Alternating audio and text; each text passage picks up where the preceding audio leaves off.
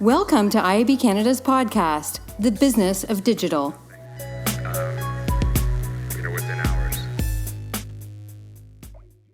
Well, thanks for tuning in, and I'm really happy to be sitting here with Edith Gagné, all the way in from Montreal, with Campsite, and here to talk to us all about out-of-home advertising and its evolution. So I was really happy to have you join us yesterday for our second annual location-based advertising event here in Toronto. I was very happy to be there. Yeah, it was quite a crowd, and I was really happy to see that the topic had obviously picked up from last year. How did you think it went? Absolutely, yeah, that was my feeling as well. I mean, having been involved with the committee since last year, to see the way that the content came together and how much more precise and developed the ideas have become, and the engagement level in the conversation by the agency participants as well as the suppliers. I think that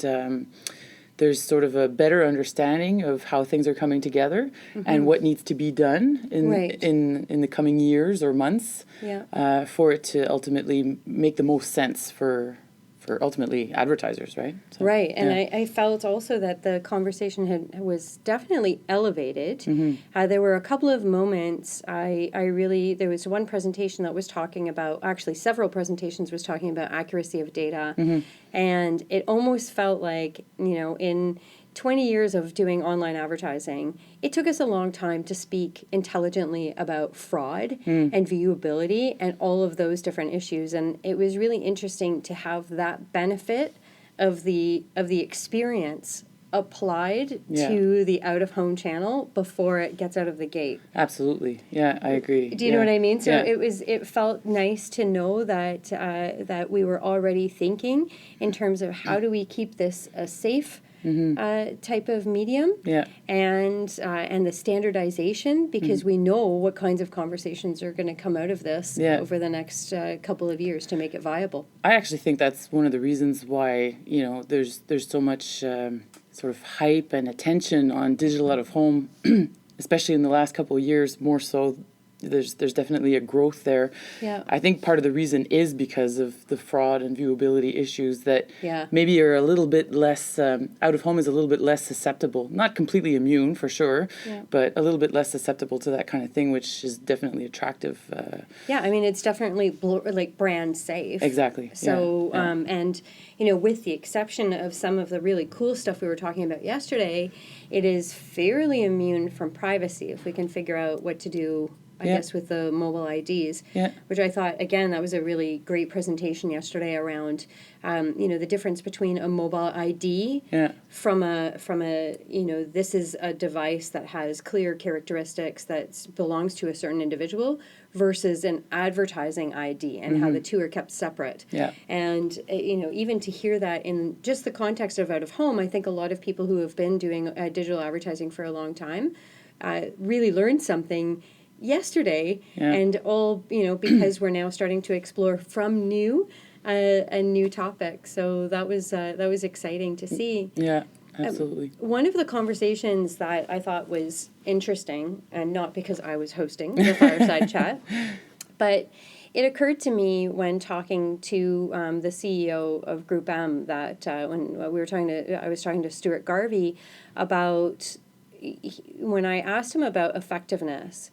And his response was, of course, because it drives the foot traffic. And he really equated out of home very squarely with locations and bricks and mortar. And I wonder, is that accurate? Has that changed, or is there how have we progressed? Because in my mind, I see out of home as something that reaches far beyond simply just foot traffic, and I see CPGs engaging in it.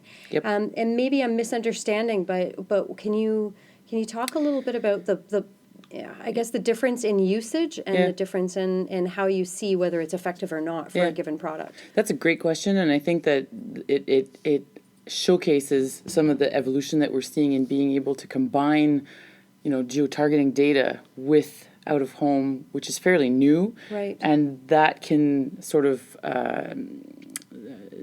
push to change that perception that it serves best driving foot traffic. Right. I think traditionally out of home has been perceived in that way. We want to bring people to this location, so we're going to buy that screen. Yeah. It's logical, and that's obviously effective, and that will remain effective. Right. But it goes beyond that now that we can target the audience in a more dynamic way and a more in-depth way using the mobile data that's available to us, and understanding that we can expose an ad to a precise audience regardless of where they are, in advance at the beginning of the sequential marketing strategy. Right, that we want to deploy. Yeah, I think the presentation yesterday, and you were actually on the stage for it, as backup for Karine Meillat when she was talking from Ubisoft, and I wish that Stuart had seen that presentation as well, because it was such a complete opposite story. Exactly. Of looking at geodata and looking at geofencing and really understanding where are these people. Yeah. But when you're in a bar, it's a, no pun intended, or pun intended, no, it's a far cry from being at a Best Buy or being at a place where you're actually going to do the purchase. Yeah, and that's why I thought it was great that, Karine was there to sort of explain the whole marketing strategy and the vision behind coming to the conclusion that that's what made sense, and then exploring the mechanism that allows that to be executed now, right? Which is fairly new, and that's what we're excited about. And I think that really is what will turn on new buyers to digital out of home and look at it from a different perspective than what's sort of traditionally been the viewpoint that it really only serves to drive foot traffic or awareness. Yeah, so you're going to cast a wider net, which is great. Yeah. And then one of the other questions that I thought was interesting was when we were talking at length about polygons and about all of these different types of measurement tools that were in place, and the just general coolness of out of home. And one of the audience members raised their hand and said, "So what? What's next?" Yeah. Which I thought was really interesting. So I guess this is a two-part question. How advanced are, in general in Canada, are the marketers with digital out of home? Because it was one of those moments where you kind of, where half the room may have thought, uh-oh, what am I missing? And the other half might have thought, yeah, what she said. Yeah. How advanced are we? I guess that's part one. And then part two is, how would you have answered that question had you been asked?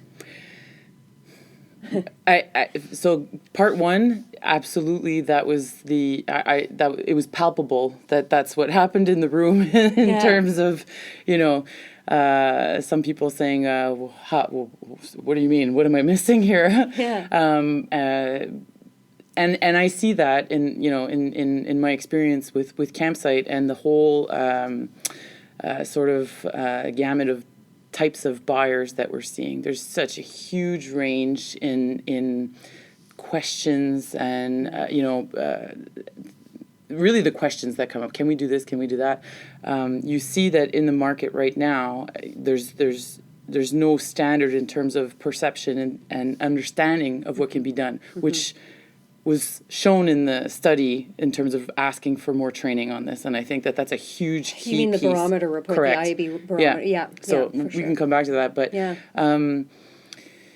in terms of actually answering the question of what's next, given, the polygoning and all the different tech that's available that we discussed yesterday, I think that ultimately it really comes down to what we were just saying before, seeing the ability to use different strategies within Digital Out of Home and having it fit with other portions of your media mix simultaneously. Yeah. Being able to measure that, being like able an to integration, like a correct. Omni-channel integration, like Yeah. the nirvana of Yeah. all media. Yeah, rather than having it be a siloed or secondary media, it's an integrated part of the media mix because of the audience data and the way that you can analyze, sequentially what's happening and who's going through the funnel at what point. You can do that now. It's not that well understood. Right. It's not that well necessarily deployed or standardized across all the different offerings. That's another one of the issues we talked about yesterday is, the reality of the newness of all these tech platforms for Digital Out of Home and the fragmentation that it brings. So obviously agencies have a lot to digest and a lot of digging to do and understanding to see, okay, well, how can we have scale in one platform and understand how to optimize what's happening here without having to optimize it separately in this platform and that platform and that platform. I think that's an inevitable part of the evolution of the media space, specifically in out of home. How do we turn that not into a turf war? Because after, in the after party of yesterday, we talked a little bit about that, about this whole idea of ownership over this. And my goodness, it's like Groundhog Day. Every time there's an opportunity to standardize or to create something, it's the friction between parties that delays the actual outcome and damages the whole industry in a way, right? Yeah. And I don't know how much intellect is behind that. Do you know what I mean? Like there's a difference between saying my way, my mousetrap is better than your mousetrap. Yeah.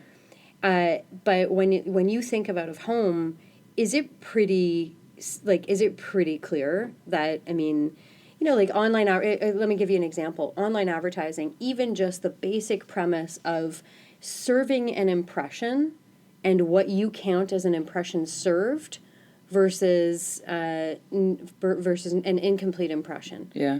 That was up for debate for a long time. Yeah. Right? Yeah. When you think about out of home and the different units and the different impression levels with out of home, is there that much debate? Is there a lot of argument to be had or a lot of discrepancies that could possibly arise? I think the definitions that are employed are quite consistent and clear. Plus, there are standards that have been published, by the Digital Out of Home Committee for the IAB in the U.S. Yeah. They've published a glossary of, the definitions of a served impression, an audience impression. The MRC's done the same. And they work? That works those definitions, for now? Yeah, it makes sense. I don't know that, it's adopted by every single vendor. I think the terminology is not so much up for debate. It's more how do you go about actually collecting that data, which may or may not be questionable. Like, how did you define the zone of exposure, Like you may end up having the same term and putting your number in the box that we all agreed was the definition, but how did you collect the data? Yeah. That's the part that requires more standardization. And then there's manual ways of doing it. There's more tech ways of doing it with sensors and, different things like that. So it's really a question of understanding how you're going about gathering the data in terms of standardization. But to go back to the earlier point of, the turf war that you were referring to, I think that's a different kind of issue that is somewhat inevitable, but ultimately if everybody in the space, and myself included, has the ultimate goal of what's best for the advertiser to really make a product that will ultimately be more efficient, both for your spend and your placement, your ability to reach the right audience at the right time. That's what will dictate what will become adopted, And so that's really, as we suggested yesterday, much like Mark Pritchard last year, Yeah. when he was saying clean up the supply chain or else we're not going to spend any money in it. Yeah. I think that really woke everybody up, and just everybody just kind of, shook it off a little bit and said, oh, okay, right. Yeah.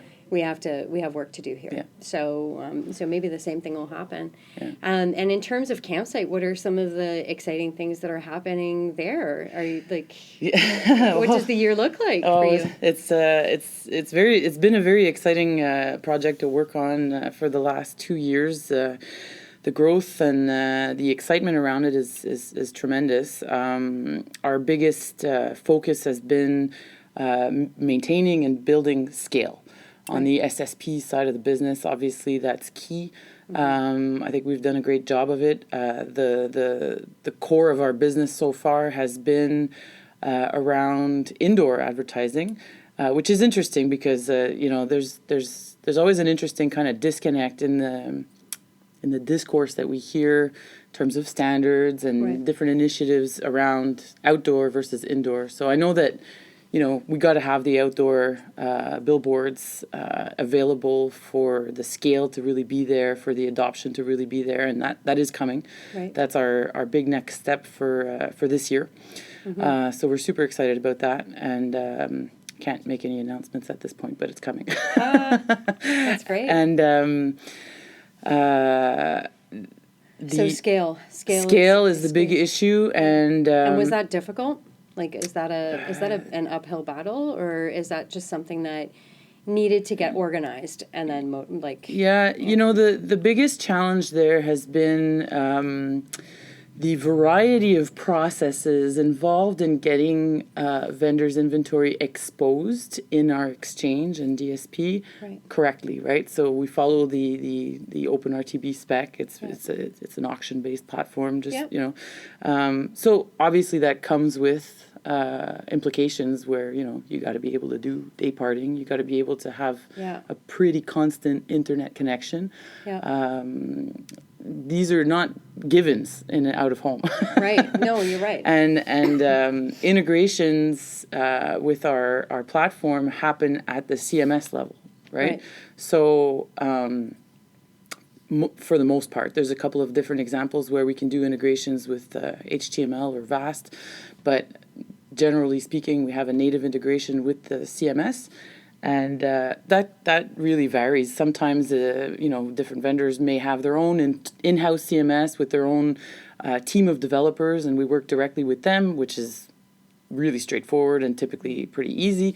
But then oftentimes there's a third-party CMS, and that's a completely different company that then we get in touch with and work with, and they may or may not be, we may or may not be a priority for them. Right? So that comes with its own challenges, but for the most part, it's going well. But what I've seen there is that it really requires a lot of effort because and research and we have to estimate our timelines properly because it could range from a couple of weeks to integrate a vendor to several months. Yeah, that's a problem. Yeah, and then sometimes on the vendor side, there's upgrades that are required, either to the security of the network or the whatever infrastructure that they're using may or may not be able to handle what we're trying to do. So, there's also kind of a state of upgrade that's required for a lot of existing networks. And that not only speaks to upgrading whatever digital properties or CMSs they're currently working with, but also the idea of shifting from static to digital. Right. Because there's still a lot of room for growth for that in Canada. So another conversation that we had yesterday was around the difficulty of transforming all the static to digital, and the fact that there was so much non-digital inventory out there that it proposed a real challenge to the industry in general, and that there was and I wonder, do you agree? I agreed 100%. I think that was Stuart Gary that was talking about that, and absolutely. So it's an oversaturated market. It's right now, or or in terms of supply. There's too much supply out there? I don't know about that, but I agree with the point of how challenging it is to post static and manage that. There's a lot of cost to that, right? sort of lost efficiency. You got to physically send somebody out there to take the ad down and put the ad up. Yeah, with the goop, yeah, right? With the hodgepodge goop. Yeah, exactly. Modge Podge, sorry. Yeah, and whereas digital, which is a more premium product, well, you just click a few buttons and the ad's played. So, but are there any maintenance issues? Are there any maintenance for sure. Like technical glitches? What if there's a lightning? Lightning hits it or whatever? Yeah, are there issues? In my personal experience, I've not really been exposed to the kinds of technical issues that can occur in outdoor digital. Right. My experience has been more on the indoor side. So, but that definitely comes with, the location could close. Sure. You got to move, that's just a really basic reality. Right. And screens get damaged. You got to monitor, obviously, your internet connection. Sometimes they overheat. The environment is too hot. Sometimes they get dusty. All kinds of different things happen that. So you have to have a monitoring system that tells you what the current heartbeat of that screen is. Yeah, like a diagnostic tool rather than a person who actually goes and checks this stuff. Well, it's both. When your diagnostic tool tells you there's something wrong, you got to send the person. Right. Follow up.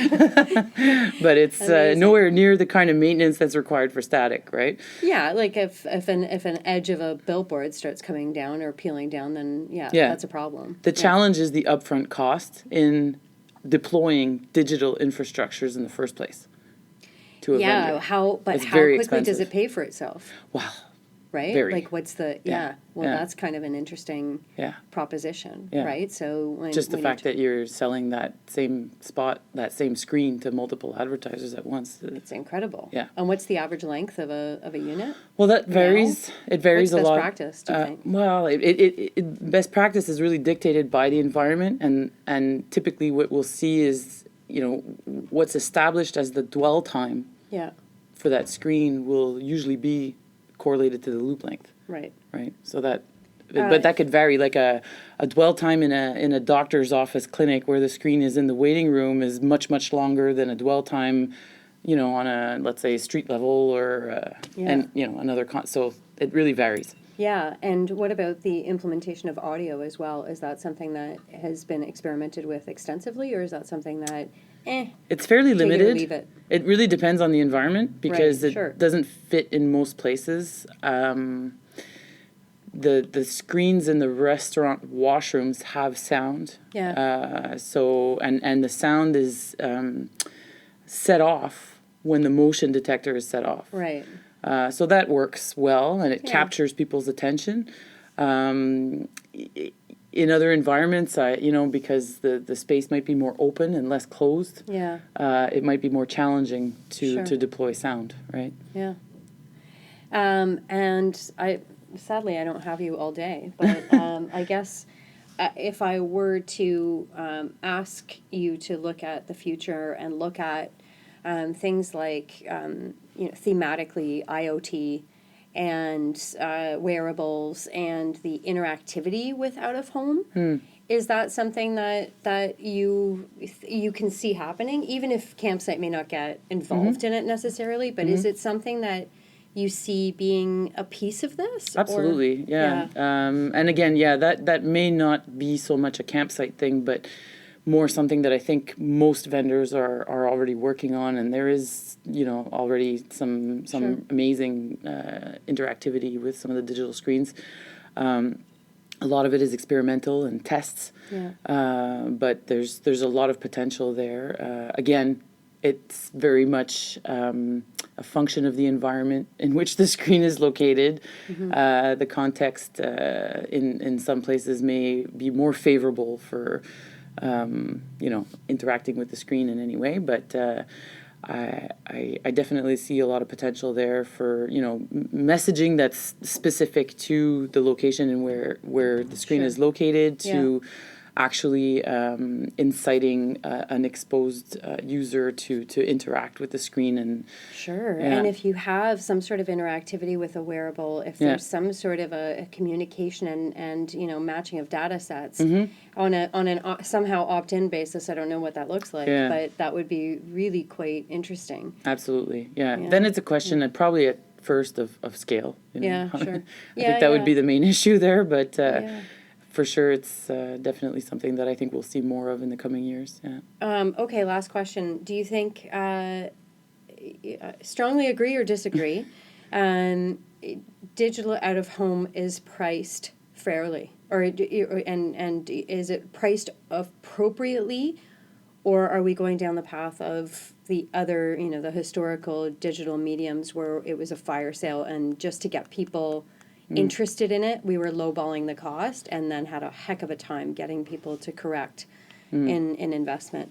Do you think that it's being lowballed right now, or do you think it's fairly representative of what it's going to look like over the next couple of years to keep itself sustained? Sustained, yeah.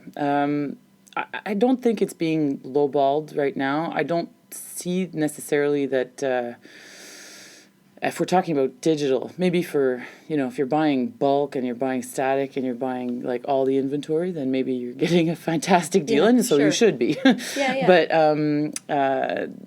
I think it's fairly priced, and I think that the fact that the inventory is finite will prevent, this fire sale from happening, from going down that route. Good point. That's not the trend that we've seen on campsite. With there's a huge fear of open exchanges leading to this massive price drop, but we've not seen that. Vendors set their floor rates on CPMs when they come in, and they're guaranteed to get that, and they typically tend to get more. So I think that the auction environment sort of shows us that the prices where they sit right now are fair. Right. And well, that's encouraging. Yeah. That's a good note to sort of close off with. But I wanted to thank you very much for not only participating as much as you do on the Digital Out of Home Committee, the hard work that you do there, as well as I know next week you're going to be helping us to host the location-based advertising event in Montreal. It's a great opportunity. I'm very excited about it. I think the committee's doing some great work, and I'm happy to be a part of it. Thanks for having me. All right. Well, safe travels and have a great day. Thanks. Thanks for joining us on IAB Canada's podcast, The Business of Digital. This is a machine that a lot of people are going to be able to afford. That's a very, very